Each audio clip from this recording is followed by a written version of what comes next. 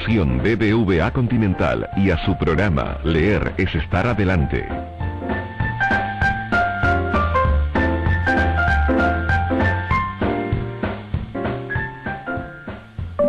Hola, en el canal N hay tiempo de leer.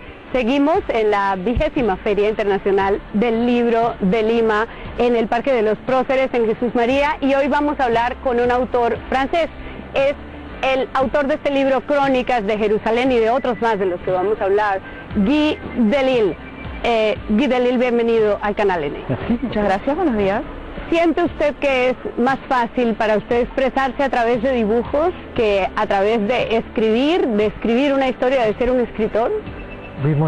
Yo vengo del dibujo, mucho tiempo trabajé en el dibujo animado, de hecho, y luego quise contar mis propias historias. Y la historieta es una mezcla de estos dos elementos. A veces es más fácil tener 2, 3 frases simplemente, a veces simplemente incluir dibujos. Lo que me gusta en la historieta es que podemos combinar ambos elementos. El protagonista de este y de los otros libros de los que vamos a hablar, pues evidentemente es usted, y quiero preguntarle, empezando, ¿cómo se dibujó? ¿Cómo fue la primera vez que se miró en el espejo y dijo, este es el ángulo para dibujarme yo aquí? Ha habido una evolución en el diseño. Al principio era más realista. En Shenzhen vemos que yo trato de hacer algo como los croquis, y poco a poco se fue simplificando, como mi texto. También mi texto se volvió un poco más simple, mi dibujo también se simplificó. Yo prefiero trabajar así, hay una especie de equilibrio entre la rapidez de lectura del texto y la rapidez de lectura del dibujo también. Bueno, hablemos de Pyongyang. Usted estuvo viviendo en Pyongyang dos meses supervisando un trabajo de caricatura, de ilustración, y vivió como se vive en el régimen norcoreano. ¿Es tan terrible como se presiente, como se intuye en el resto del mundo vivir en Corea del Norte? Fui en el 2001, es decir, antes que se convirtiera en un país que estuviera pues en el eje del mal, digamos, no, simplemente era un país un poco olvidado por todos. Yo me esperaba que fuera algo muy muy curioso, y apenas llegué me ofrecieron flores, y estas flores yo sabía que no eran para mí, ¿no?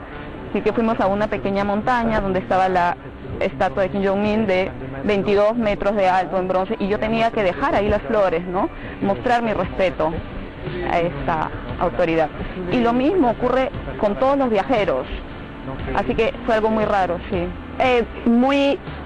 Muy intenso el culto a la personalidad de los líderes de la familia gobernante en Corea del Norte. Sí, está presente en todos lados, en efecto. Creo que no podría estar más presente este culto. Todos tienen pequeñas insignias, ¿no?, de la autoridad, muchas flores, muchas estatuas, por todos lados, en todas las paredes, fotos del padre, del hijo, incluso en los baños. Así que en todos los lugares, en el metro, el padre y el hijo están omnipresentes.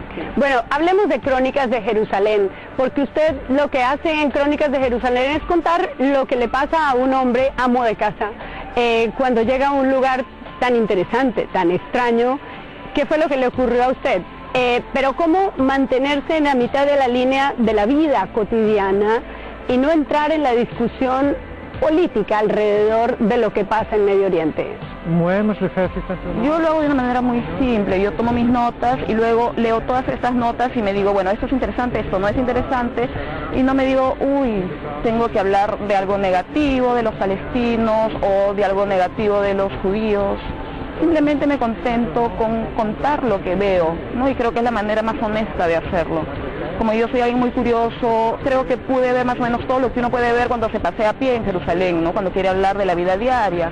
Yo funciono a través de la observación. Ahora, el lector, él puede realizar el análisis de lo que yo he visto, pero yo no voy a pronunciarme y decir esto está bien, esto está mal. Simplemente muestro las cosas y digo, así ocurren. Escuchándolo, recuerdo las caricaturas que vimos después de la tragedia de Charlie Hebdo, y veíamos, algunas de ellas hacían énfasis en la fuerza que tiene un lápiz, en la fuerza política que puede tener un dibujo. ¿Cree que es muy fuerte, muy intensa la fuerza del dibujo para hacer denuncias, para hablar de política? Sí, yo creo que hay una fuerza en el dibujo de prensa que funciona mucho con el humor, Yo creo que para las poblaciones que viven situaciones muy difíciles, creo que es bueno reír, ¿no? Así que esto puede ayudarlos. Lo que yo hago es algo más bien pedagógico. Yo creo que mi contribución puede ser tal vez una manera de explicación que se puede entender un poco mejor cómo funciona un país o una ciudad determinada, siempre a través de mi mirada. Y yo sé que hay profesores, he conocido algunos acá en Lima, de hecho, profesores que utilizan mis libros en sus clases y me da mucho gusto, porque yo sé que en mi época, si un profesor llegaba con una historieta, le hubiera prestado mucha atención. Muy bien, para terminar, ¿es usted un mal padre, como usted escribe aquí en la guía del mal padre 1 y la guía del mal padre 2? Sí, creo que soy lo suficientemente honesto. Muestro que de vez en cuando no soy el mejor padre. Y he conocido a muchísimos padres que también sienten lo mismo y les da gusto leer este libro, ¿no? Y sentirse de repente menos solos. Muchas gracias por estar en Canal N y felicitaciones por sus libros y sus premios. Gracias. Y usted, recuerde que no lo encuentra el diluvio sino un libro debajo del brazo. Hasta pronto. Fundación BBVA Continental y a su programa Leer es estar adelante.